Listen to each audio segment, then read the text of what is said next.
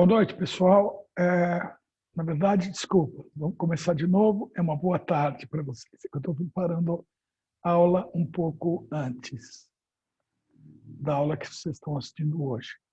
Eu estou falando com vocês do dia de ontem de vocês, à noite.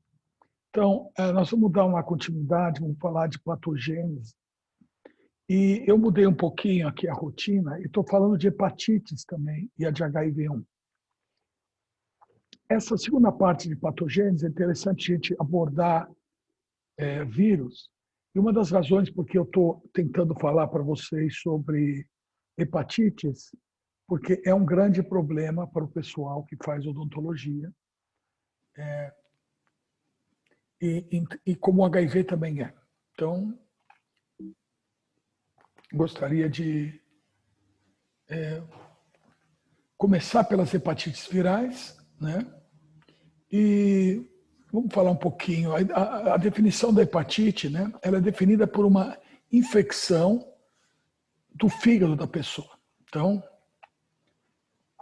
os vírus de hepatite geral, eles têm tropismo pelo fígado, né? E a maior parte das hepatites, elas compartilham várias das manifestações clínicas que eu vou citar aqui, né? Existem também vírus de hepatite, como a hepatite G, por exemplo, que não são sintomáticas, não causam doença e, curiosamente, tem até um efeito, digamos assim, de dar melhor prognóstico para uma pessoa, por exemplo, infectada por HIV. Isso é uma coisa que a gente não entendeu direito até hoje. Então, a definição de hepatite é importante. Vamos falar, então, agora as manifestações clínicas, que ajudam a definir a hepatite também. Primeiro, a icterícia. Estão vendo o olho dessa pessoa totalmente amarelado, né? O que você está vendo aí é lesão hepática acontecendo. Dependendo da situação, essa lesão pode ser causada pelo próprio sistema imune destruindo a célula infectada ou pela lise, pela destruição de células hepáticas pelo vírus. Outra manifestação clínica importante é a falta de apetite, as fezes ficam claras, a urina fica muito escura, a pessoa fica muito cansada e prostrada. E então, por que essa é uma doença importante para a saúde pública?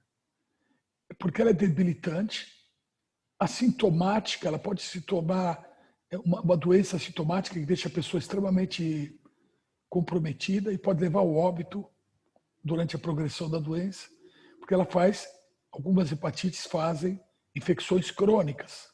Nós vamos falar um pouco disso hoje. Então, a primeira hepatite que a gente vai falar é a hepatite A.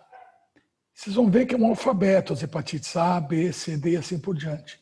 E a razão disso foi que em 1947, o McCallum, ele encontrou um antígeno nesses aborígenes aqui, né? E esse antígeno ele chamava de antígeno Austrália, antígeno AU. E aí, em 63, o Bloomberg definiu isso. Em 47, ele definiu a hepatite A como infecciosa e a B como sérica. Só que em 63 aparece agora, então, essa definição das hepatites em função das letras, sendo que a primeira que foi identificada foi a A e assim por diante. Em 68, né, a gente encontrou então os primeiros antígenos de superfície associados ao vírus da hepatite B, né? Então aqui é o alfabeto das hepatites. Todos esses são vírus causadores de hepatite B. A é uma hepatite infecciosa de transmissão oral-fecal. Transmissão oral-fecal é muito importante porque é aquela transmissão que acontece ambientalmente, onde, por exemplo, as pessoas liberam vírus pelas fezes e esses vírus agora podem contaminar alimentos ou água e voltar de novo a ser ingeridos por outras pessoas. Então isso é a transmissão oral-fecal. E o ciclo oral-fecal é esse que eu acabei de descrever. A hepatite B é sérica ou parenteral. A transmissão da hepatite B não é mais pelo ciclo oral-fecal, apesar do vírus ser bem estável no ambiente, mas é pela transmissão de produtos de sangue. Então é um vírus que é transmitido sexualmente e por transfusão de sangue ou por contato de feridas material que está saindo de uma ferida, sangue, e isso pode contaminar uma outra pessoa. Portanto, aqui entra o aspecto importante para vocês que estão estudando ciências da vida. Que vocês, quando entrarem em contato com material infeccioso, vocês claramente podem, atendendo um paciente, vocês podem ter contato, então, com sangue dessas pessoas e podem ser infectados. Depois a gente tem a hepatite C, que foi a terceira a ser descoberta. Hepatite C, o vírus da hepatite C é um flavivírus muito parecido na estrutura, né, e na organização genômica com os vírus da febre amarela, o vírus da dengue, zika, assim por diante. E a hepatite C foi um tempo chamada da hepatite não A e não B. Hepatite C também é de transmissão sérica e parenteral, muito parecido com a B, no modo de transmissão. E é um vírus que chegou a infectar centenas de milhões de pessoas na Terra e, graças a Deus, recentemente a gente conseguiu desenvolver um fármaco que consegue controlar e eliminar. Porque esse é o tipo do vírus que faz uma infecção crônica. Quando faz a infecção crônica, pode levar a pessoa à morte, assim como o B. A hepatite A geralmente é uma infecção aguda e as pessoas resolvem e não existe cronificação, persistência da hepatite A. Depois aparece a hepatite D. Hepatite D é uma coisa muito interessante, é o agente delta, né? A hepatite D é um vírion, é um viroide, ele tem uma formação genética muito pequena e ele é um satélite, vamos dizer assim. Ele parasita, é um vírus que parasita outro vírus e ele se usa da hepatite B para poder replicar. Depois tem a hepatite E, que é não A e não B também. A hepatite E é um vírus muito importante de transmissão ambiental, ele tem transmissão oral-fecal. Depois temos a hepatite F, também um vírus não muito relevante, mas aí ele tem a hepatite G, que são vírus extremamente comuns, né? Hepatite G, o GA e o GB, né? É um vírus extremamente comum. E, finalmente, a gente tem esse torquetenovírus, que talvez seria um comensal da hepatite G, ninguém entende direito, mas ele é um anelovírus, ele não é mais um vírus parecido com o da hepatite G, que parece demais com o vírus da hepatite C e os flavivírus. Olha aqui a estrutura do vírus da hepatite A. Ele é da família picornavírus. Pico é pequeno em grego, RNA vírus. São muito pequenos as partículas virais, tem mais ou menos 32 nanômetros de diâmetro, essa partícula icosaédrica. E ela tem esse capsídeo proteico, formado por essas proteínas, né? E dentro disso tem o RNA complexado com uma proteína que a gente chama VPG, que fica ligada na extremidade 5' do genoma do vírus da hepatite A. E o tamanho dele, então, varia de 27 a 32 nanômetros, é bem pequeno. Aqui a gente está colocando 22, que é o tamanho de uma partícula. Os capsídeos icosaédricos dele são feitos de antígenos, né? E ele não tem envoltório, ele não tem aquela membrana que envolve o vírus, tá certo? Ele tem um genoma de RNA de fita simples, positivo, né? Polaridade mensageira é porque todo RNA de fita simples positivo tem a mesma polaridade dos nossos RNAs mensageiros celulares. Aqui é um array de vírus, são várias partículas virais aderidas umas nas outras dentro de uma célula, na fase final da morfogênese, da formação do vírus antes da célula ser rebentada e essas partículas virais saírem da célula. Então, bom, eu já falei para vocês que é um vírus de transmissão oral-fecal, mas vamos fazer vamos elaborar um pouquinho mais isso daqui, né? Então, a transmissão oral-fecal retomando a ingestão de água e alimentos contaminados com material fecal e, obviamente, material fecal que contém as partículas virais infecciosas. Também tem o contato direto pessoa a pessoa. O vírus da hepatite A pode ser transmitido de uma pessoa para outra pelo fato que quem está infectado pode ter uma grande quantidade de partículas nas mãos ou na superfície do corpo e com isso a cumprimentar uma outra pessoa, passar o vírus para a mão de outra pessoa, e essa outra pessoa pode agora ingerir o vírus, né? E também a gente tem transmissão por fomites, né? A pessoa pode estar transferindo o vírus em gotículas que saem do corpo da pessoa, e ele pode também estar contaminando os utensílios pessoais. Então, a saliva e os hábitos inadequados de higiene podem também estar envolvidos na transmissão do vírus da hepatite A. Então, aqui, para vocês entenderem, o ciclo oral fecal, você sabe que é o vírus que é ingerido e liberado pelas fezes. Mas aqui vamos olhar para a patogênese do vírus da hepatite A e falar um pouco como é que ele trafega dentro da pessoa. E tem aquisição oral, né? A pessoa come a partícula viral. Ele, no intestino, ele consegue agora infectar células epiteliais da mucosa digestiva, chegar no sistema circulatório e pela circulação portal, chegar até o fígado.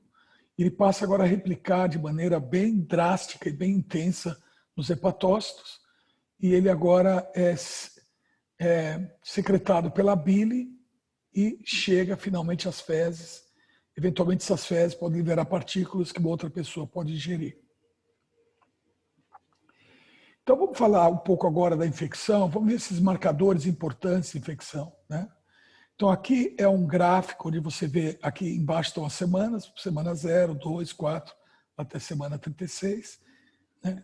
Aqui a infecção acontece em tempo zero, e à medida que o vírus consegue começar a replicar no epitélio do intestino, né, você vai ver que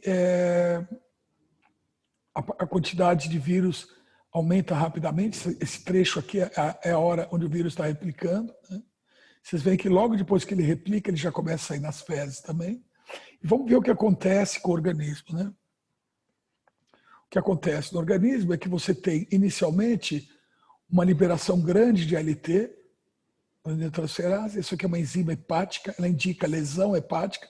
Vocês veem que há uma grande quantidade de lesão hepática, indicada pelo aumento da ALT. E aí você tem primeiro o surgimento do IgM, como eu expliquei para vocês na aula passada.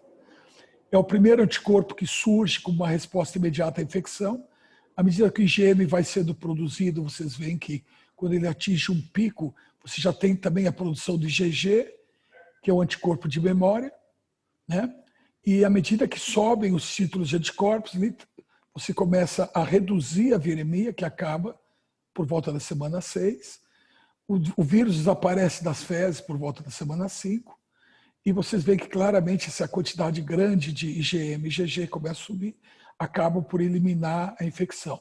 Só que é uma infecção clássica, uma infecção aguda, onde o ALT pode indicar, de uma certa forma, a quantidade de vírus sendo produzido. Vocês veem que o vírus é produzido durante a viremia e ele também é excretado. Vocês veem que a manifestação clínica dura até mais ou menos a semana 8, tá vendo? Então, mesmo quando você já não tem mais vírus replicando, você ainda tem manifestação clínica, em parte também devido à sua resposta imunológica, que eu falei que causa grande parte dos sintomas de doença. Se uma vacina para hepatite A, né, e você toma ela em 2 doses, intervalo de 6 meses a 1 ano. Você toma uma vacina e depois você faz um boost. Então, essa profilaxia vacinal é muito eficiente da hepatite A. Eu imagino que todos vocês já foram vacinados. Agora vamos falar um pouco do outro vírus da hepatite, hepatite B. Também um vírus problemático para vocês que trabalham na área de saúde. Vocês estão vendo aqui, ele tem um genoma extremamente complexo, com muitos genes codificados superpostos a outros, que é o mapa físico do genoma, né? Então ele é muito interessante porque ele economiza muito o espaço. Ele tem um genoma de 3,2 mil pares de base, mas você vê que ele codifica para várias proteínas, uma em cima da outra. Então é como se estivesse compactando informação no genoma. Isso é uma coisa muito interessante que os vírus fazem. Então o vírus da hepatite B ele é da família HepDNA vírus, HepA, hepatite A, DNA vírus. Ele é do gênero orthohepatanavirus, espécie hepatitis B vírus, tipos vai do A ao G, né? Então a gente tem vários tipos de hepatite B, né? Uma família diversa, com 4 subtipos. O tamanho dele ele é um tamanho pequeno, um pouco maior do que a hepatite A, entre 48 e 52 nanômetros, né? Essas aqui são partículas virais. Ele tem um envoltório proteico, né? Isso aqui é o vírus. E ele tem um capsídeo esférico, tá? Ah, isso aqui é microscopia eletrônica. Vocês estão vendo o vírus aqui. Vamos falar da estrutura da partícula infecciosa viral, que é chamada partícula de Dane, né? Isso que é um pesquisador que descreveu. Ela é muito interessante porque você tem esse HBC, core de cerne, essa proteína aqui, que mantém esse genoma complexado com uma polimerase, né? E o DNA viral. Vocês veem, em volta desse core, você tem HBC, que é o antígeno HB core. Você tem S de superfície e, além do S, você tem essas outras proteínas muito importantes, né? Que são também antigênicas, mas que formam a partícula viral. Tá? Então, é o large, L é de large, antígeno HB, né? São antígenos de superfície. Você tem o médio, que é menorzinho, né? E você tem o small, que é esse mais escuro, mostrando aqui. Então, a gente tem 3 tipos diferentes de proteínas que fazem parte da parte externa do vírus, que envolvem esse core, esse capsídeo central aqui.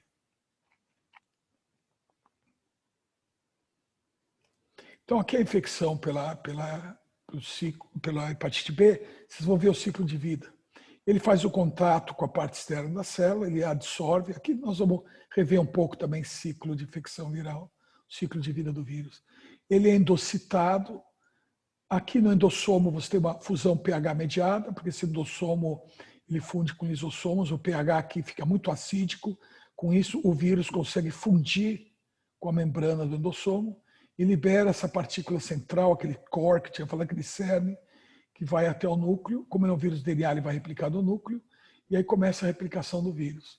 Um aspecto fundamentalmente importante do vírus da hepatite B é que ele começa a reciclar, olha que bacana, ele replica o DNA dele no núcleo, faz a tradução, forma algumas partículas, umas voltam e reinfectam o mesmo núcleo, e com isso aumenta a quantidade de vírus sendo produzido, e outras agora passam a adquirir aquela capa externa que eu falei para vocês, dos 3 antígenos de superfície do vírus, e que vão agora sendo formados aqui no retículo endoplasmático. Essas proteínas vêm aqui para o Golgi, né? São formadas aqui no retículo endoplasmático, elas vêm para o transgolgi, aqui é o transgolgi, e começam agora a vir pela rota secretória, o vírus vai maturando e consegue sair da célula, né? Ao mesmo tempo forma essas subpartículas virais aqui, formadas unicamente de proteínas de superfície do vírus, e que elas têm uma função também de atrair o sistema imune para cima delas, né? E com isso a partícula viral consegue passar batido. Isso daqui, na verdade, é um decoy, é uma espécie de uma maneira dela se esconder do sistema imune, saturando o sistema imune com antígenos virais e com isso tentando fazer com que partículas virais infecciosas tenham maior chance de infectar a próxima célula. Aqui, essas proteínas, o core, como ela é processada, tá vendo? Ela não é estrutural, o core, ela está associada àquele cerne do capsídeo. E você vê que ela é processada por várias proteínas e no momento que por protease, desculpa, e no momento que ela tem a HBE secretada, ela vai agora indicar que a pessoa está infectada. Então, aqui a partícula de Dane são essa partícula completa, com o core, as proteínas de superfície, os 3 antígenos de superfície e o DNA. E também tem essas estruturas sendo formadas, estão vendo aqui a foto microscopia eletrônica, que não são, aqui 2 vírus completos, e ao mesmo tempo essas partículas de Dane, que são proteínas de superfície, os antígenos de superfície, formando essas estruturas estranhas, mas que são importantes para despistar o sistema imune. ok? Aqui é o que a gente vê, os dois tipos de infecção causadas pela hepatite B. Uma infecção aguda típica, você vê que existe aí a produção de ALT, de enzimas hepáticas, você vê a formação dos antígenos virais, o core é formado, né? E de repente você vê que para a produção de proteínas virais, e você tem uma produção de anticorpos anti-HB superfície, anti-HB core e anti-HBe. Né? E você vê que reduz drasticamente a quantidade de enzimas hepáticas sendo liberadas. Por quê? Porque você conseguiu controlar a infecção viral. Existem outras situações onde o antígeno de superfície ele não acontece só numa janela curta, como na infecção aguda, mas ele agora cronifica, ele fica sendo produzido continuamente, e esse é o indivíduo que agora faz o que a gente fala de uma infecção crônica, e ele vai carregar o vírus e levar o vírus para sempre, enquanto ele estiver vivo, eventualmente. E vocês estão vendo que isso pode durar vários anos, enquanto a infecção aguda dura alguns meses, no máximo 2 anos. Mas muito provavelmente alguma coisa como 6 meses. Então vocês veem que esse é um vírus que faz uma infecção aguda. A infecção aguda pode resolver, acaba para a produção viral, ou a infecção aguda pode se tornar crônica e aí você tem produção de proteínas virais o tempo inteiro. E olha que coisa interessante. Mesmo que ele cronifique, a lesão hepática é bem reduzida, tá vendo? Esse que é o grande problema. Porque a pessoa pode durar vários anos com o fígado lentamente sendo comprometido, e isso pode se cronificar, e o grande problema aqui é que esse vírus vai causar um câncer no fígado da pessoa.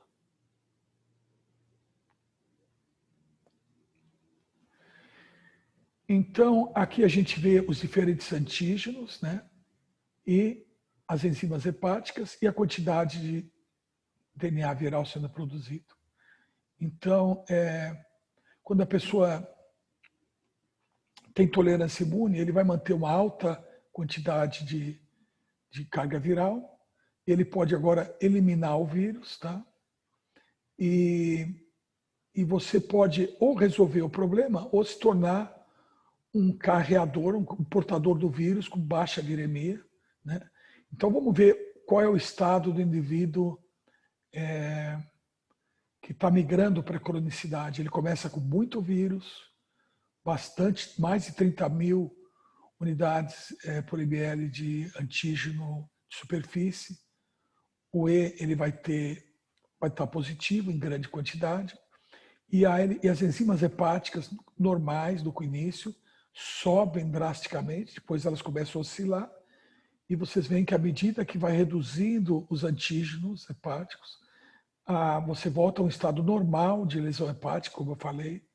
Mesmo assim, a gente mantém uma carga viral e um alto título, quase 10 vezes menor, de antígeno de superfície. Percebam vocês que, se não fosse pela detecção de vírus e antígeno de superfície, a pessoa estava praticamente normal em termos das funções hepáticas.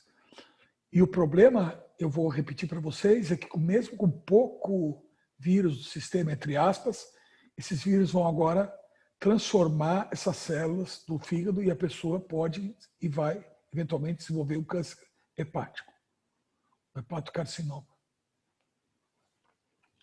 Então vamos falar agora das rotas de transmissão da hepatite B.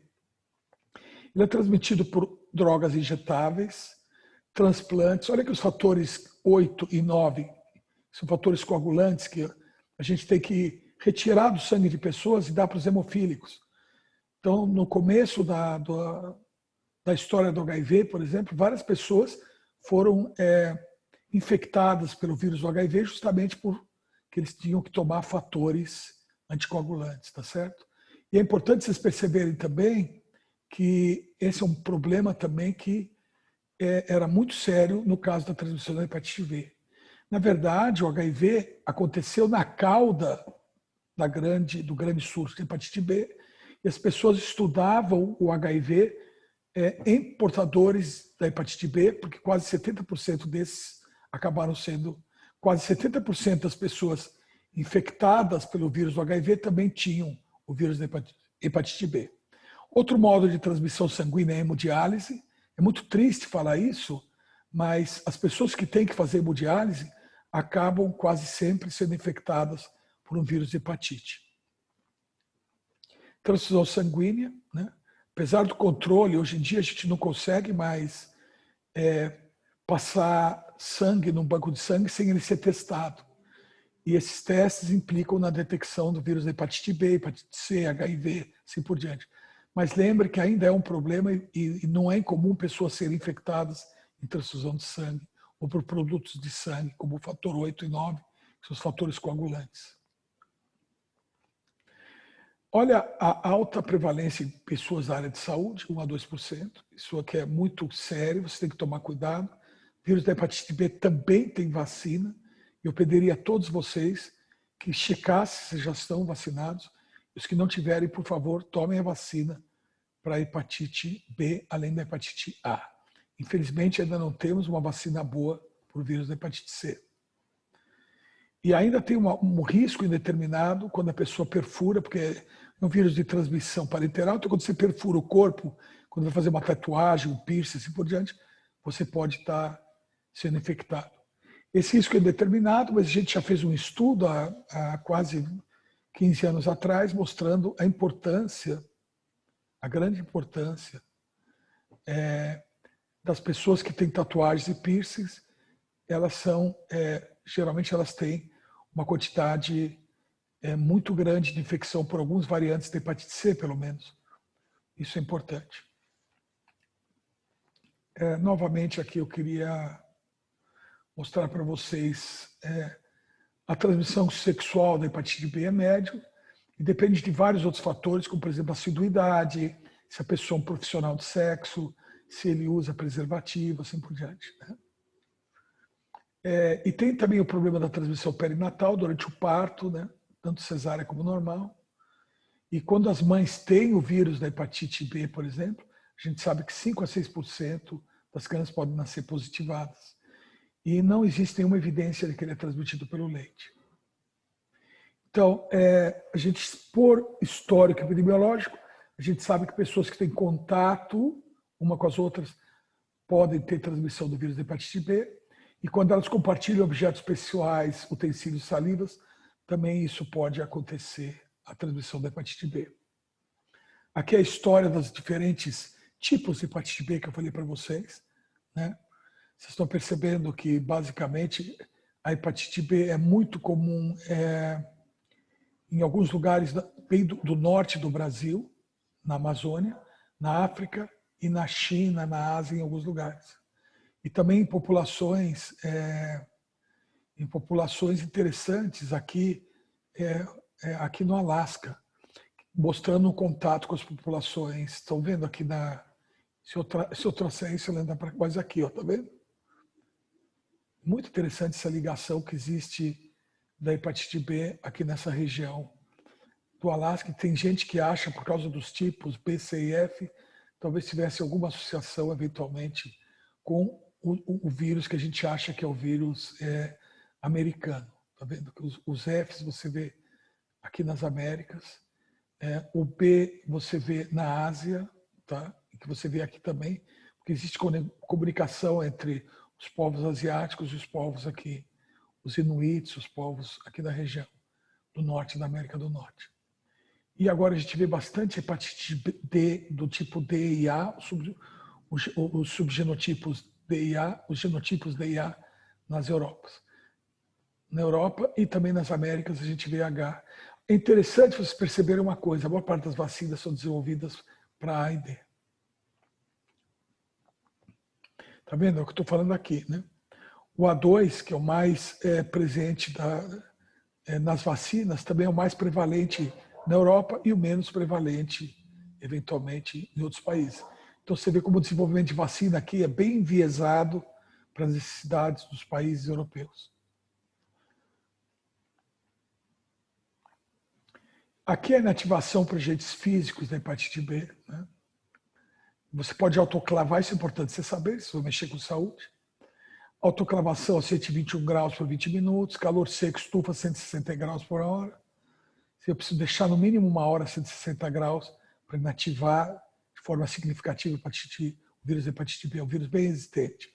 E a radiação por ultravioleta também esteriliza e elimina o vírus. Os agentes químicos importantes para a inativação da hepatite B, o cloreto de sódio, né, cândida, né, o glutaroaldeído, a formalina em água, álcool isopropílico e a beta-propiolactona. A beta-propiolactona também é usada para inativar vírus, para se fazer vacinas de vírus inativados. Isso aqui é dado muito importante para as pessoas que trabalham em área de saúde. Tratamento para hepatite B, a gente tem o interferona alfa, o interferon pegilado, né? Ele é muito importante porque ele tem uma biodisponibilização melhor e ele é extremamente utilizado no tratamento da hepatite B. E a gente tem algumas drogas antivirais, como a lamivudina, a defovir, entecavir, teobivudina e o tenofovir, que são também antivirais que são usados, inclusive, para outros vírus, inclusive outros retrovírus. A profilaxia da hepatite B, a gente pode administrar a gama-globulina, né? A pessoa está numa infecção aguda muito severa, está tendo um problema muito sério, você não dá mais tempo de vacinar, você pode agora administrar a gama-globulina e antivirais, né? E a profilaxia, ou seja, evitar o vírus, é também causada por vacinação. A Merck fez uma vacina boa para hepatite B. E a gente tem que usar os preservativos também. As pessoas se protegem usando preservativos da transmissão sexual para hepatite B. É importantíssimo os cuidados do consultório, atenções às normas de biossegurança e os usos de elementos de proteção, né? Como máscaras, óculos, luvas e proteção corpórea. O vírus da hepatite C, vamos falar agora um pouco sobre ele. Ele é um vírus muito importante, tá bom? Talvez alguma coisa como 400 a 500 milhões de pessoas estejam infectadas no mundo. Eu falei para vocês que era da família dos flavivírus, é o gênero na família Hepacivírus, espécie hepatite C vírus, tem 11 genótipos, alta variabilidade genética, varia demais esse vírus. Aqui é uma partícula viral esquematizada e aqui é uma foto do microscópio eletrônica do vírus. Ele é um vírus de RNA de fita simples positiva, infecciosa, da mesma maneira que ele tem a estrutura de RNA parecida com os outros flavivírus e parece também com o nosso RNA mensageiro. E ele tem um tamanho de 55 a 65 nanômetros, essa partícula. Tá?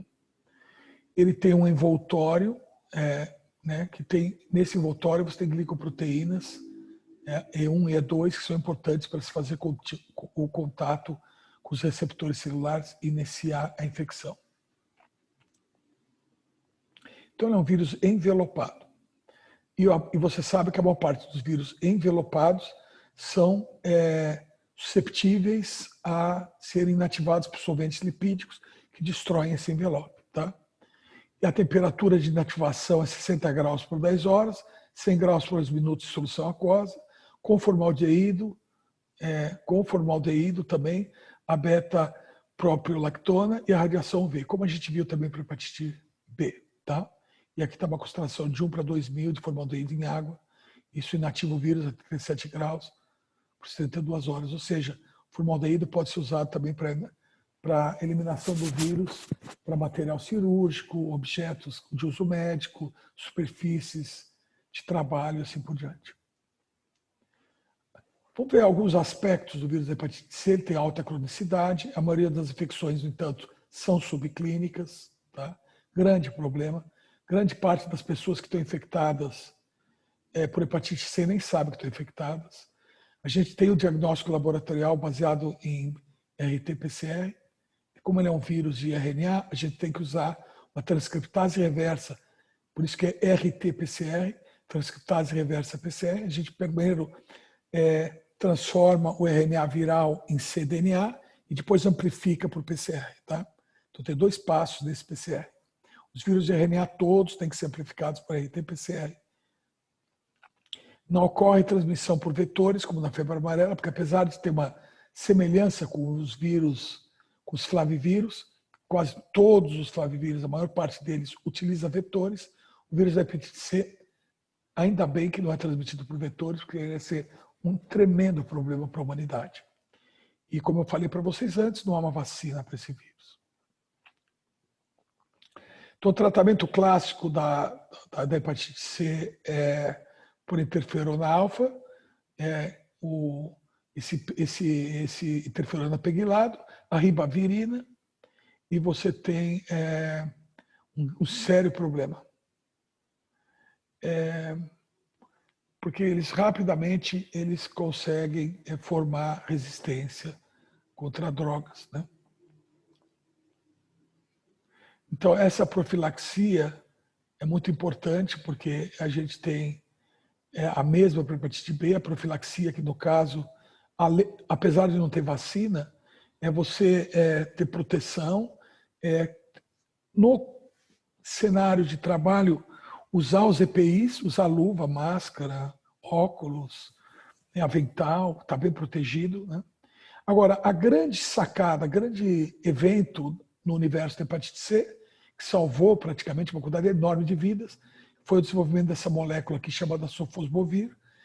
É um tratamento relativamente novo, caro, mas que consegue finalmente eliminar o vírus da hepatite C.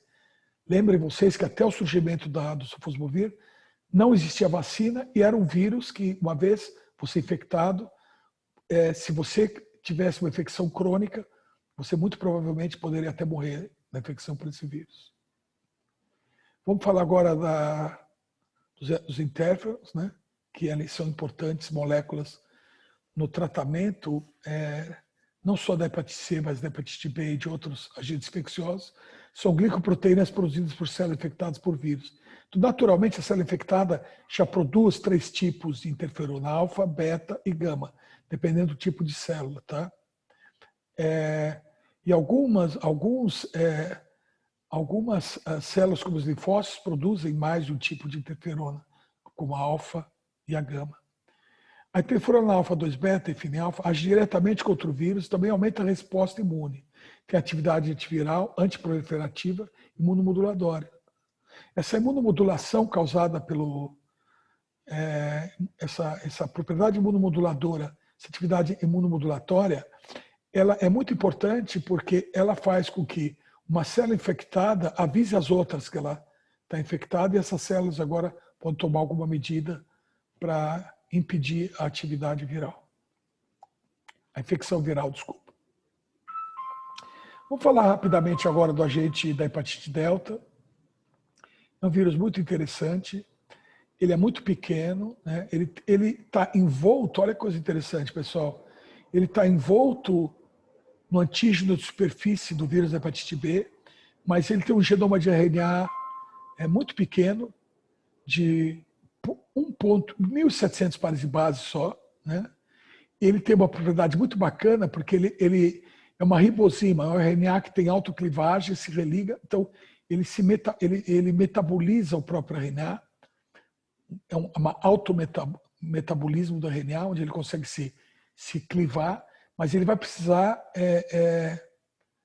das proteínas de replicação da hepatite B para poder, as enzimas da hepatite B para poder se replicar.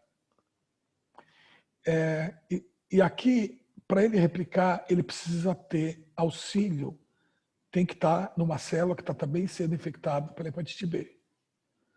E ele produz, apesar de ter no inventório o VHB, né, o vírus da hepatite B, o antígeno de superfície, ele também codifica um antígeno específico, que é o AGHD, que é uma nucleoproteína, e tem 2 formas, a P24 e a P27, que ele produz em diferentes fases da infecção. Quando ele está fazendo uma infecção aguda, ele faz a P24, e depois ele faz a P27 na fase crônica, quando ele cronifica.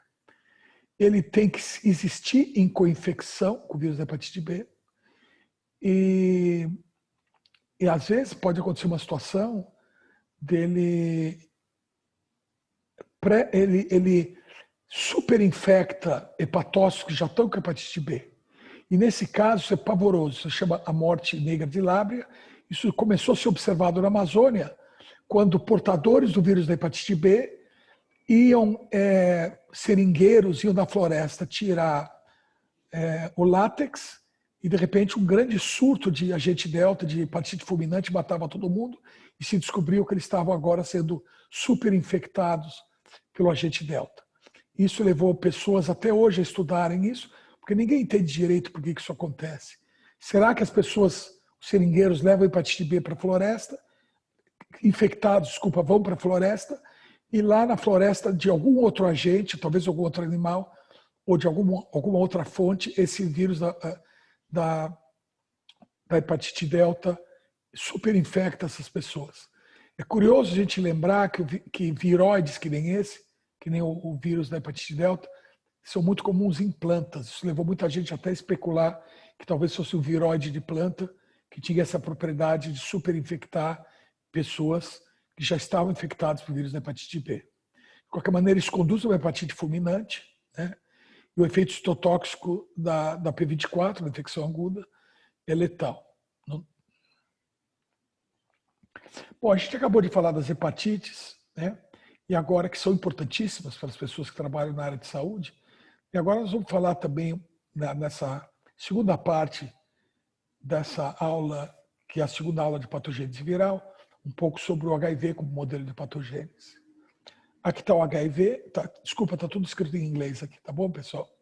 Mas aqui a forma dele, vocês têm, ele tem um capsídeo em forma cônica, em volta desse capsídeo existe um envelope, esse envelope é todo ornamentado de membranas, que são a GP120 e a GP41, são as proteínas que o vírus usa para fazer contato com células. Esse aqui é o aspecto do vírus em microscopia eletrônica. Vocês estão vendo o capsídeo cerne cônico e a parte externa do vírus, envelope, contendo as proteínas de envelope. Ele foi isolado em 1983, né? Ele foi isolado em 1983 pelo Luc Montagnier e a Barre Sinuci, e eles ganharam o Prêmio Nobel em 2018, tá bom? Esse é um vírus extremamente importante, foi o vírus que causou a primeira grande pandemia de um vírus novo que eu observei na minha vida.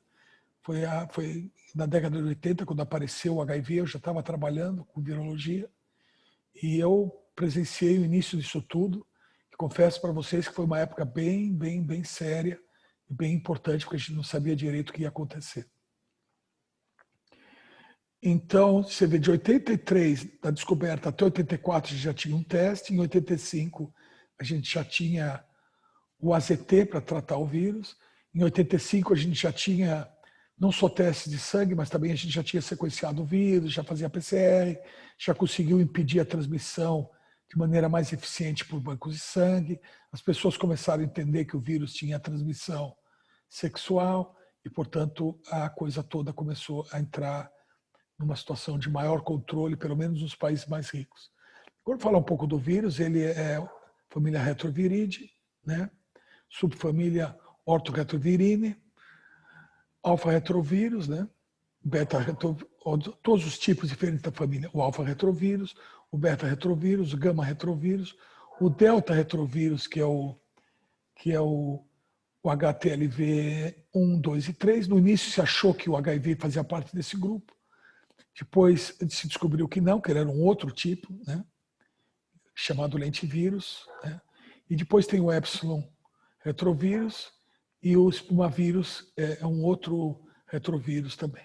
Vocês percebem que tem uma grande variedade de retrovírus, mas o HIV é especificamente de um outro gênero de vírus.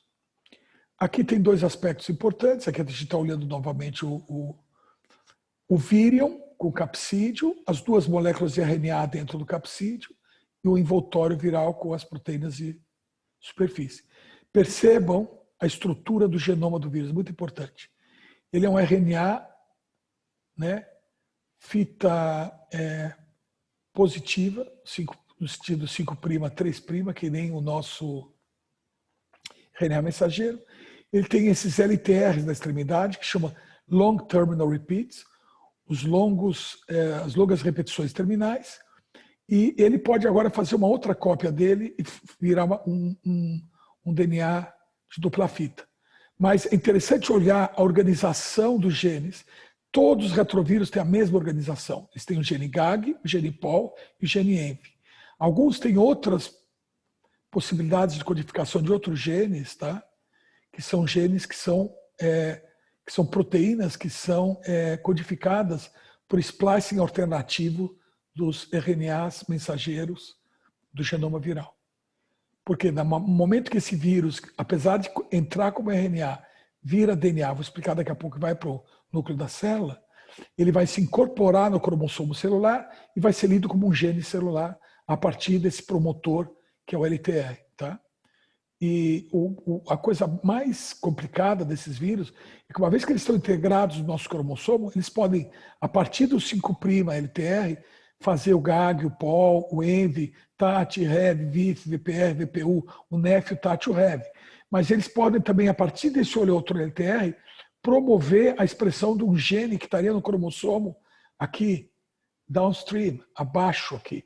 E isso pode levar a oncogênese. Então, de onde é que veio o vírus do HIV? Eu lembro, na década de 80, que nem sabia direito, foi muita especulação, mas em 1989, eles isolaram o primeiro SV do chimpanzé. Aqui são os locais na África, perto do Congo, Gabão, todos esses lugares, onde você vê que cada bolinha branquinha dessa aqui é o isolamento de um primata com SV. Depois a gente, em estudar amostras de vários pantroglodites, que na verdade é o chimpanzé, a gente acabou encontrando que o vírus mais próximo do HIV era o Simian Immunodeficiency Virus, o SV chimpanzé. Então, essa aqui é a Beatriz Hahn, é a pessoa que descobriu a origem do HIV originada de um vírus de chimpanzé.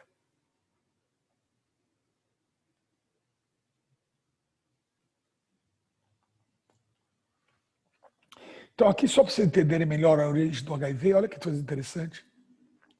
Quase todos esses primatas aqui têm um vírus de SV, Simian Immunodeficiency Virus. O que importa é que o Sutmangavi, que é o macaco verde, ele passou o HIV2 para nós, desculpa, tá vendo?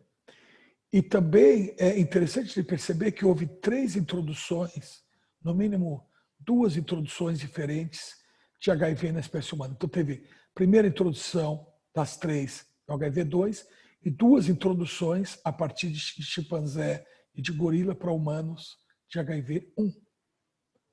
Então houve várias introduções independentes. Tem gente que acha que houve no mínimo 4 introduções. Aqui é uma árvore filogenética, não gastar muito tempo, mas aqui vocês veem as diferentes introduções em humanos a partir de vírus de macacos. Se a gente olhar hoje em dia o que está acontecendo no mundo, a gente tem vários subtipos de HIV, e a gente vê que inicialmente o B era muito frequente, hoje em dia o C está cada vez mais frequente, tá? O B é esse laranjinha aqui, que vocês veem que tomou conta da Europa, dos Estados Unidos e dos países da América do Sul, mas rapidamente na África, outros subtipos, como por exemplo o C, que é esse aqui, começaram a se espalhar de forma brutal. Vocês veem que também na África, onde você tem a maior diversidade de HIVs, e na África Central mais ainda, porque esse é o ponto de origem do HIV. Vocês veem que a composição de subtipos do HIV é diferente, dependendo do país onde você está, né? E, ao mesmo tempo, os modos de transmissão também variam, tá? Então, nos Estados Unidos tem muito sexo entre homens, né? Na Ásia é muito transmissão devido a drogas, né? Na América Latina tem vários modos de transmissão, homem fazendo sexo com homem, drogas, E, por exemplo, o comércio sexual é muito importante. Na África, o comércio sexual é importantíssimo, tá vendo? Na Ásia também. Então, aqui os modos de transmissão de alto risco, mulher para homem é mais ou menos 1 para 700 para 1 para 3.000. Homem para mulher é 1 para 2.000, um risco mais alto. E vocês veem que homem para homem é um risco muito elevado, né? Talvez pelo modo de transmissão do vírus, que ele é muito favorecido pelo sexo anal, né? A transmissão parenteral ela é muito importante. Transfusão de sangue infectado causa um risco elevado. Compartilhamento de agulhas também. Acidentes com agulha também, muito grande, né? E assim por diante.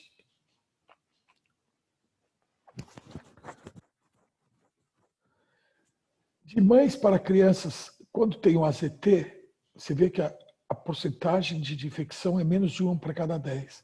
Mas sem AZT, 1 para cada 4. Pessoal, essa parte aqui da tabela, eu só queria falar para vocês. Em países que nem o Botswana, por exemplo, que uma quantidade enorme de pessoas são infectadas por HIV, em outros países da África, às vezes não tem o dinheiro para dar um AZT para uma mãe no momento pouco antes do parto, para tentar diminuir essa probabilidade do filho ser infectado na hora do parto. Isso é uma pena. A gente isolou o HIV de vários tecidos, né? Assim, a quantidade de tecidos, nem vou falar aqui, mas cérebro, de líquido cérebro aquidiano, de secreções do plasma, do sêmen, dos PBMCs, que são a parte branca do sangue. Quando você tira sangue, centrifuga, você vai ter as hemácias, em cima das hemácias vão ficar os PBMCs, que é aquele buff coat, aquela camadinha branca, e em cima disso fica o soro, o plasma, né? Então, esses são os elementos onde a gente consegue isolar de material humano vírus infeccioso. Então, sêmen é infeccioso, plasma é infeccioso, os PBMCs que estão junto com o plasma são infecciosos. Então, isso tudo é muito importante a gente levar em consideração. Então, vamos falar da infecção primária pelo HIV. Como é que ela acontece? O vírus faz contato com os receptores pela GP120, na CD4, depois aproxima agora com o receptor CR4, CR5, e você agora consegue fazer a fusão e fazer a infecção. Tá? 50% a 90% das infecções são sintomáticas. Os sintomas geralmente acontecem de 5 a 10 dias após a exposição. E esses sintomas parecem muito com uma febre, uma gripe, né? Febre, fatiga, mal-estar, atralgia, dor de cabeça, náusea, vômito e diarreia. A pessoa acha que está em uma outra infecção viral e às vezes isso resolve e a pessoa nem vai procurar um médico, só vai descobrir que tem HIV bem mais tarde. Então, outros sinais importantes é a linfadenopatia, a pessoa fica com os gânglios linfáticos muito aumentados, né?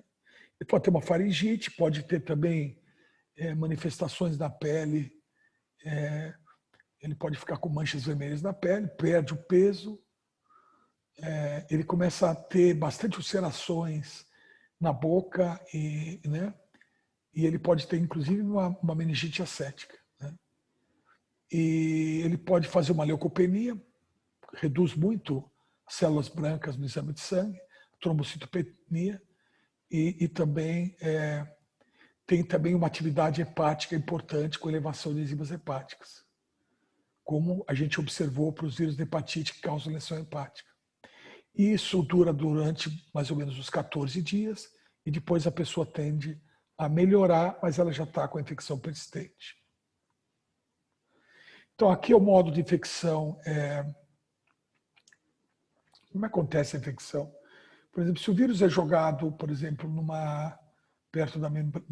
perto de uma mucosa, ele vai conseguir infectar células mucosais, como, por exemplo, as células de Langerhans, que estão no intestino, por exemplo, ele pode agora ser levado por essas células ou infectar macrófagos, e agora ele vai conseguir entrar dentro do corpo da pessoa, no domínio subcutâneo, ele vai infectar células dendríticas, e ele vai agora poder chegar em linfócitos e eventualmente vir para os linfonodos.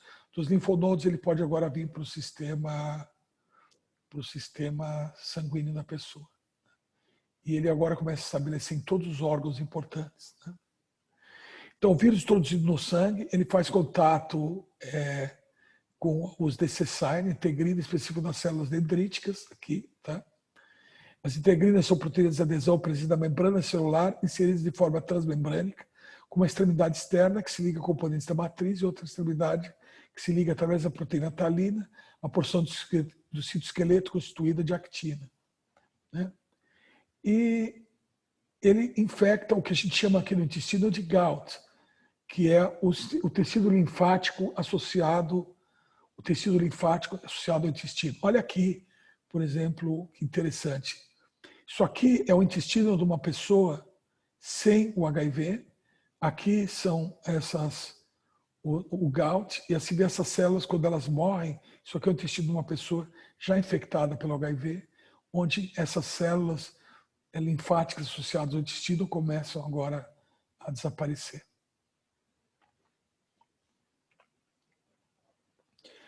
Alguns genes celulares vão determinar a suscetibilidade. A gente sabe que na hora que o HIV faz o contato com o CD4 e com o CCR5, às vezes, se a pessoa tiver uma mutação aqui no CCR5, não vai haver a possibilidade de infecção viral, né? E essa mutação delta vem de deleção, né, de 32 aminoácidos CCR5, está presente em 4 a 16% das pessoas de descendência europeia.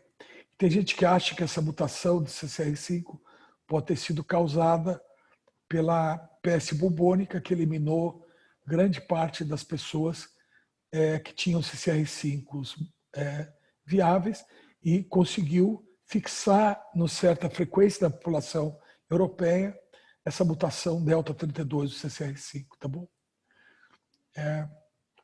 Existem casos, por exemplo, específicos onde, por exemplo, se matou todas as células de medula no paciente e ele estava se tratando por uma outra doença e ele também, por tabela, conseguiu ser curado HIV, né?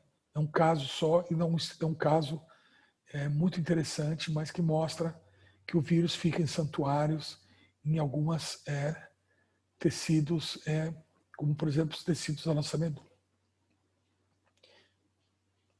E tem agora certas estratégias de tentar causar mutações do CCR5 usando CRISPR-Cas, para ver se isso daí poderia, de fato, gerar uma situação parecida com a dos mutantes delta 32, que acontece naturalmente em 4 a 16% das pessoas de origem europeia.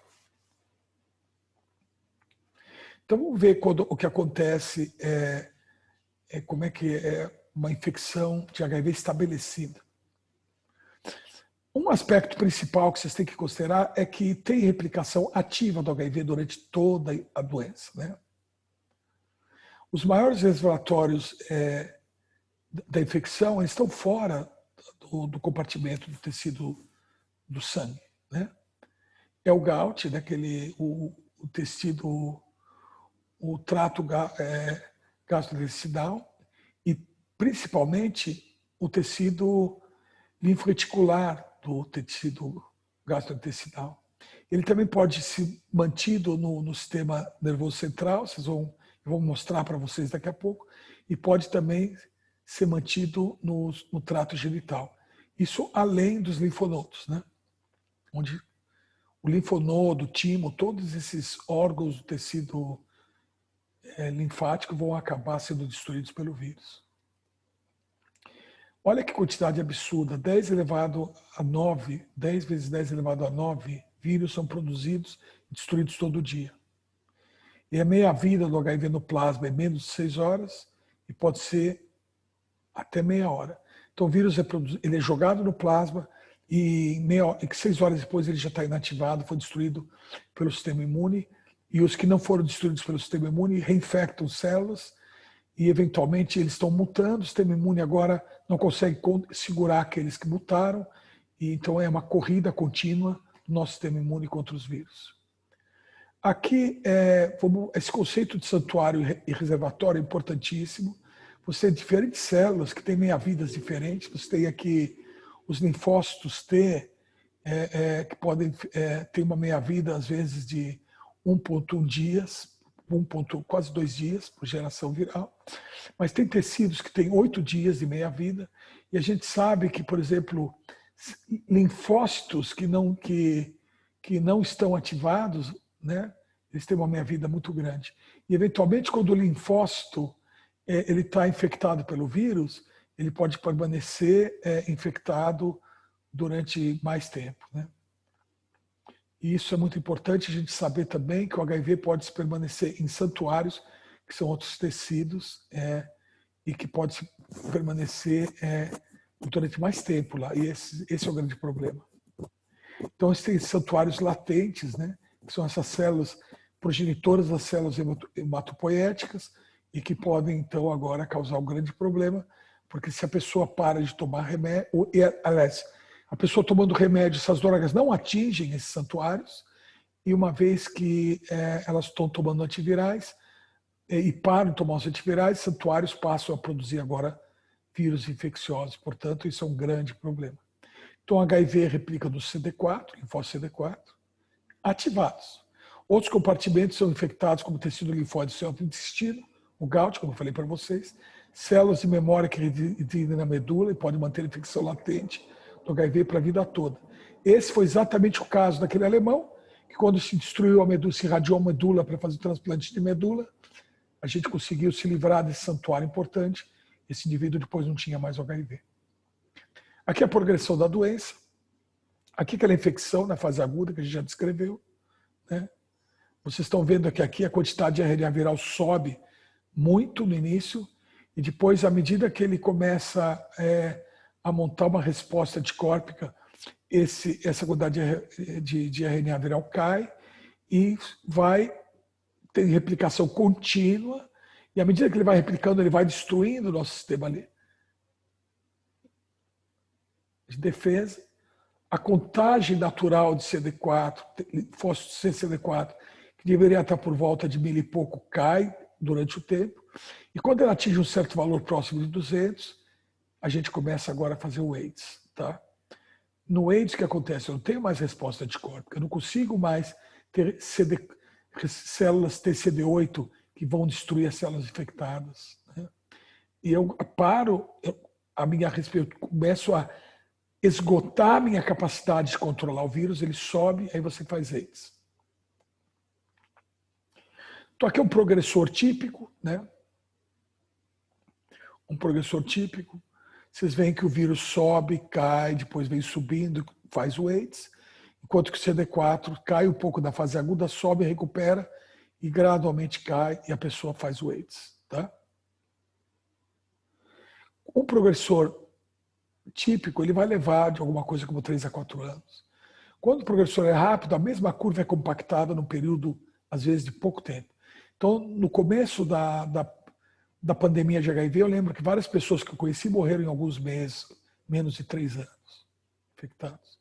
E agora tem os não progressores, são pessoas que não progridem. Os não progressores, eles fazem uma infecção aguda muito parecida, mas vocês veem que a carga viral é sempre baixa e o impacto na produção de células TCD4 é muito pequeno. Tá? E a gente sabe que isso daqui está associado com tipos de HLA.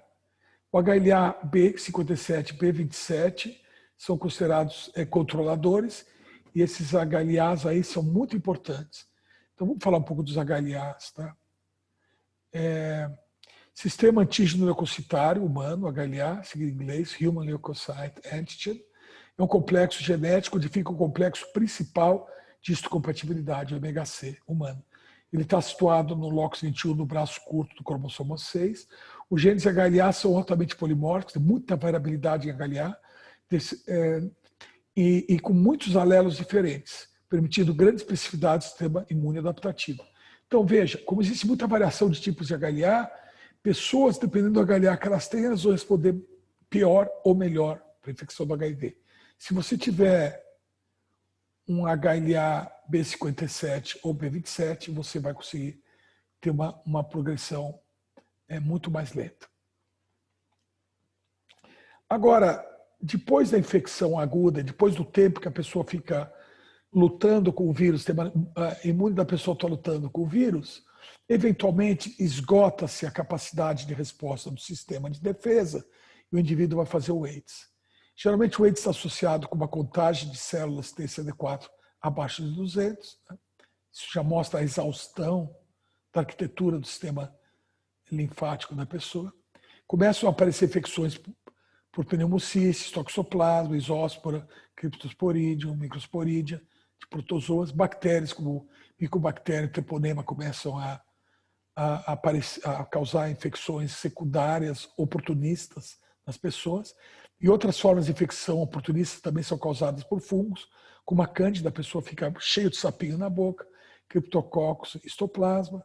Outros vírus, como o CMV e o vírus, o citomegalovírus, o vírus herpes simplex, que normalmente a pessoa já tem infectada, normalmente às vezes na infância ou muito cedo, elas ou são rapidamente infectadas ou esses vírus que estavam latentes na pessoa agora começam pela falta de controle imune. Você vê que a gente já está com o CD4 abaixo de 200, eles começam agora a causar recidivas. Isso pode fazer problemas seríssimos, como encefalites herpéticas que podem conduzir à morte. Né?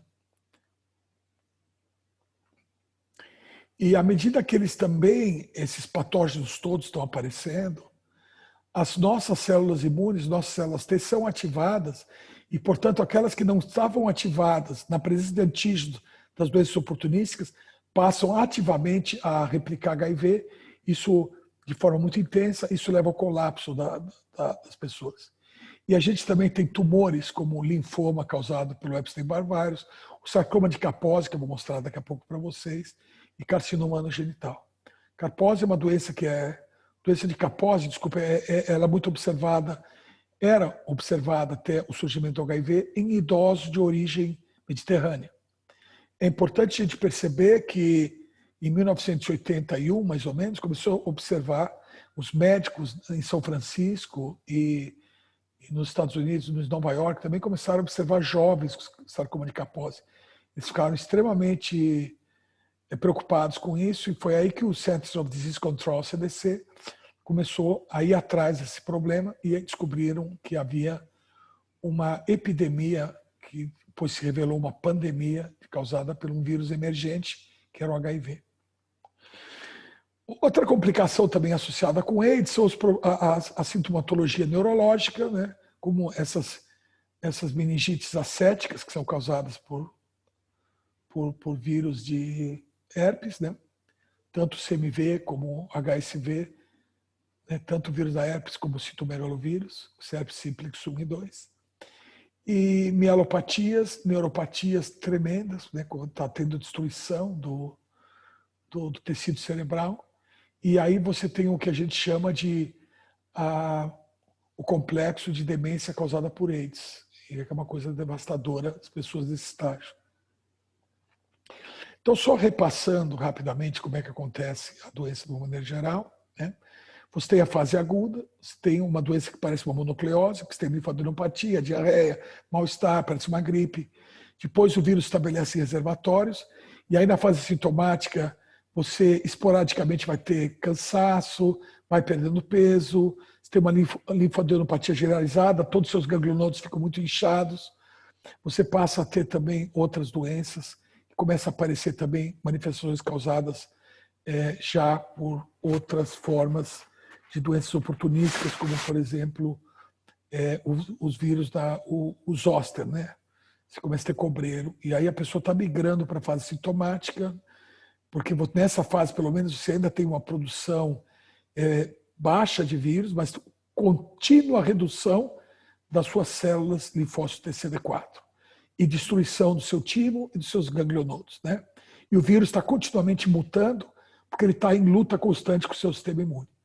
Na fase sintomática, quando você atinge valores muito baixos de linfócitos T, você começa a ter novamente as lesões orais, lesões na pele, começa a ter cobreiro, você começa a ter plaquetas, começa a cair demais, você começa a ter carcinoma de células basais na pele, muita dor de cabeça, começa a ter as verrugas genitais causadas pelos vírus os vírus de papiloma que ou estavam em você ou te infectaram, porque você não tem mais imunidade. E agora você tem reativação até de tuberculose, a micobactéria tuberculose, e outras, uma grande quantidade de outras doenças podem secundárias que a gente falou aqui em cima, causadas por protozoários, bactérias e fungos, podem agora causar um grande problema nas pessoas. Isso é na fase que você está migrando para a fase de progressão enorme, para AIDS franco, quando você agora atinge menos que 200, aí você passa a barreira e entra em AIDS, onde você, basicamente, o organismo humano, o corpo da pessoa se torna meio de propagação de micro-organismos, né? E ele também vai ter problemas seríssimos, neurológicos e tumores. Aqui, só para vocês darem uma olhada, isso é uma coisa bem bacana que eu queria mostrar para vocês. Isso daqui é um vaso que está andando dentro do cérebro, né? E um linfócito CD4 conseguiu ou passar a barreira hematocefálica, ou uma célula, um monócito entrou, ou o vírus infectou algum astrócito próximo à barreira hematocefálica. Vocês lembram que a barreira hematocefálica é causada por astrócitos, pericitos, que ficam aqui em volta das células endoteliais para proteger esse endotélio. Uma vez que o vírus entrou dentro do espaço do cérebro, ele vai infectar essas células da glia, né? Oligodendrócitos, da microglia, e eventualmente, olha que coisa interessante, a destruição neural não é causada diretamente pela infecção do HIV. Lembrem disso. A destruição neural, levando à demência, causada por AIDS, essa destruição neural ela é causada por toxinas que são produzidas pelas células da microglia, os oligodendrócitos e outras células que se infiltraram no tecido cerebral, e essas toxinas, essas proteínas tóxicas e as citocinas produzidas pelas células de defesa do cérebro que estavam sendo infectadas, agora começam a destruir os neurônios, e aí a gente vai ter todos os sintomas neurológicos. Tá legal? Então, vamos agora só sumarizar, olhar para esse texto. Monócitos, linfócitos ativados, infectados, passam pela barreira hematocefálica, eu mostrei isso para vocês. Liberam partículas virais que podem infectar astrócitos, talvez oligodendrócitos, células da glia. E, eventualmente, monócitos fundem com células da microglia, formando células gigantes e aqui são esses como se fossem sincícios, né? E, eventualmente, os neurônios não são infectados, mas sofrem neurotoxicidade, bloqueio de neurotransmissores peptídicos e morte causados por partículas virais, proteínas virais, toxinas infectadas. Mas tudo indireto, a morte indireta. É importante a gente perceber que não houve replicação do vírus do HIV nas células neuronais. E grande parte dessas citocinas que causam esse problema são as citocinas que são secretadas por macrófagos da microglia infectados pelo HIV. E gera também fatores tóxicos, né? Muito interessantes fatores tóxicos, que são que tem um enorme impacto negativo nos neurônios. Aqui a relação entre o HIV e o câncer. A infecção pelo HIV leva a aumento de 40% da incidência de tumores das pessoas infectadas. E também um efeito muito importante é a desregulação completa do sistema imune, né? Então a gente perde não só a capacidade de responder, de vigiar o corpo das infecções oportunísticas, mas também esse número, essa quantidade absurda de citocinas sendo produzidas, aqui eu estava mostrando para vocês, várias citocinas sendo produzidas, né? inflamatórias e etc. Então, toda uma grande quantidade de interleucinas sendo produzidas e fatores imunorreguladores, né? E fatores pró-inflamatórios, eles causam replicação de vírus oncogênicos, angiogênese, que é característica da proliferação de tumores. Isso é um grande problema, né? Então, aqui é o peito de um jovem, um rapaz, um sarcoma de Kaposi, né?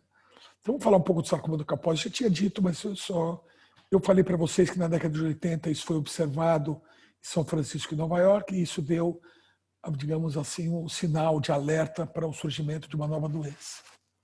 Porque essa era uma doença que não se observava em jovens, né?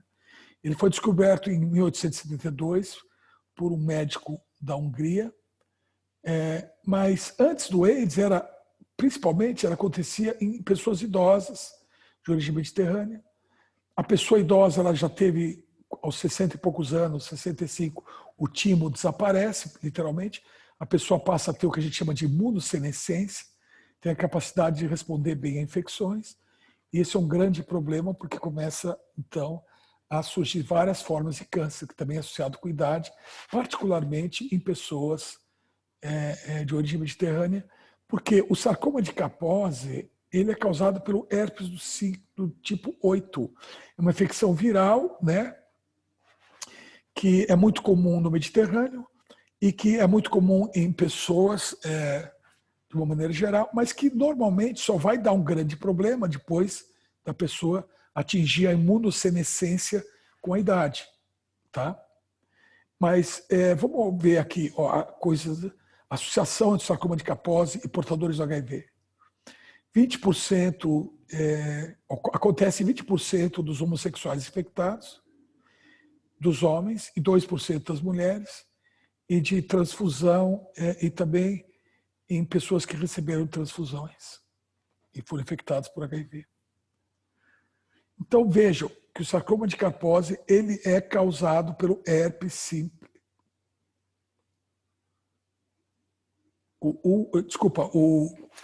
O herpes humano do tipo 8. Tá? Agora, só para a gente olhar uma coisa rápida, só vou dar aqui um teaser para vocês, que nós vamos falar sobre antivirais numa outra aula, mas agora eu gostaria de falar com vocês mais sobre o que acontece com a terapia do HIV. Depois eu vou explicar essa coisa de uma maneira um pouco mais detalhada, nós vamos até revisitar esse problema. Vocês percebem que a pessoa sem terapia, em poucos meses, as pessoas progridem para 8 meses, para ter uma grande progressão da doença. Tá?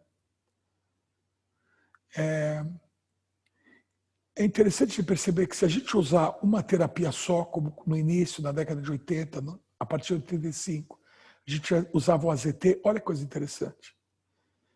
Apesar de você ter uma redução na progressão inicial, rapidamente você converge, porque em alguns meses já tem resistência para AZT. Vocês perceberam? A monoterapia ela é ineficaz, ela tem uma melhora aparente nos primeiros meses, mas rapidamente essa melhora é perdida. Por quê? Porque o HIV muta e o vírus agora consegue escapar da ação do AZT ou de qualquer outra molécula que você usar como monoterapia. Se a gente colocar duas moléculas juntas, fazer terapia dupla, a probabilidade de surgir mutações começa a cair e vocês estão vendo que a progressão começa a ser muito mais lenta, tá vendo? 25% das pessoas progridem.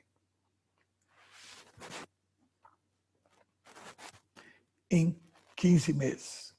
Enquanto que eu conseguiria uma progressão de mais do que 20%, né? Perto de 25%, em 8 meses só se usasse uma única molécula, um único antiviral. Se agora eu utilizar 3 moléculas antivirais, que é o que a gente chama de terapia tripla, que é o coquetel que é usado até hoje, você vê que a progressão fica por volta de 5%, mesmo após 15 meses. Isso é muito importante porque mostra que a combinação de antivirais reduz brutalmente a progressão para AIDS. Então, novamente um spoilerzinho, aqui é o ciclo de replicação do HIV. Aqui imagina uma partícula solta, ela faz contato com o receptor, no linfócito TCD4, consegue liberar a partícula dentro do citoplasma, tem a transcrição reversa, depois ele vai, esse cDNA vai para dentro do núcleo, tem integração, e agora ele começa a se comportar como um gene celular, formando os seus RNAs mensageiros, todos mostrados aqui em verdinho, com o 5' cap e o 3' poliadenilado. Esses RNAs agora são exportados para o retículo plasmático, formam as proteínas virais, e gradualmente a gente começa agora a fazer, pela via endocitária, pelo transgolgi, a gente começa a produzir novas partículas virais que brotam da célula e podem infectar de novo. O que eu estou mostrando aqui para vocês nesse ciclo são todos os pontos onde a gente pode controlar, inibir a replicação viral. São os pontos para os quais existem remédios, drogas, antivirais desenvolvidas, né? Então a gente pode bloquear a entrada, a gente pode bloquear a fusão, pode bloquear a transcrição reversa de RNA em DNA, a gente pode bloquear a integração, a gente bloqueia a integrase, da mesma maneira que a gente replicou, a gente inibiu a transcriptase reversa, e a gente pode eventualmente também, e isso é muito utilizado, inibir também a protease, que vai ser importante para maturar e formar a partícula viral infecciosa. Lembrem vocês que a combinação de inibidores da transcriptase reversa com inibidor de protease, duas dessas drogas com com essa aqui, causam o que a gente chama de coquetel, né? Isso aí é o coquetel, a mistura de duas moléculas antivirais operando na transcriptase reversa, uma molécula antiviral operando aqui no processamento proteico, inibindo a protease viral. E a gente pode também combinar com isso daqui um inibidor de integrase e, eventualmente, até usar também inibidores de fusão e de contato. Eu vou falar isso em outra aula. Para não dizer que eu não falei de hemaglutinina, que era parte da parte prática da aula, que infelizmente esse ano não vai ter, isso aqui, acabei a parte de HIV, mas eu queria falar só para vocês rapidamente o que é o teste de hemaglutinação. É um dos testes mais antigos que existe, a gente pega hemácia de aves e galinhas e a gente mistura isso com algum vírus, que a gente quer titular o vírus. Normalmente, se eu não tiver nenhum vírus, a hemácia sedimenta lá no fundo do pocinho, que é um poço cônico, e fica essa marca, essa dot vermelha aqui, tá vendo? Esse pelletzinho bem densinho vermelho aqui, tá vendo? À medida que eu vou colocando o vírus, as hemácias começam a se ligar umas às outras, elas não conseguem mais sedimentar lá no fundo. Vocês veem claramente que começa a ficar parecendo um algodão aqui, ó, tá vendo? Como a gente não consegue mais ver esse pelletzinho aqui embaixo. Então, a hemaglutinação, baseado no fato que a gente vê que a quantidade, quando a gente vê que a gente percebe que a quantidade dos pellets começa a aumentar de novo, significa que a gente já diluiu tanto o vírus que ele está se comportando como no início, quando o vírus estava numa concentração tão baixa que ele, aqui no caso do vírus de influenza, a própria neuraminidase cortava o vírus para fora da hemácia e, portanto, as hemácias estavam livres, uma não hemaglutinava com a outra e, portanto, ficavam aqui nesse pellet. A hemaglutinação, à medida que eu vou aumentando a concentração viral, tá vendo? Ela passa a deixar de existir, porque não tem mais vírus para hemaglutinar. Então, da mesma maneira, eu comecei numa concentração baixa, eu hemaglutino, consigo ver aqui onde é que está mais ou menos o título viral ideal. Você vê que já para 1/1240 de diluição serial, como eu expliquei para vocês na aula passada, eu já começo a ter formação de pellet. Tá? E aqui, em 1/2048, eu já estou na mesma situação que eu estava aqui quando não tinha quase vírus. Tá? Em 1/9000 está muito bonitinho, muito parecido com 1/4. Uma pena que aqui a gente devia ter o controle sem nada. Ia estar exatamente igual a isso aqui. Mas 1:4 dá uma boa ideia do controle, porque a gente sabe que no caso da influenza, 1:4 não causa hemoaglutinação, tá? Diluição. É isso que eu queria ter falado para vocês, e gostaria então de deixar um abraço para todos vocês, e eu espero que vocês tenham gostado da aula, e qualquer dúvida, por favor, me encaminhe essas dúvidas pelo Henrique, Mário Henrique Barros. Muito obrigado a vocês.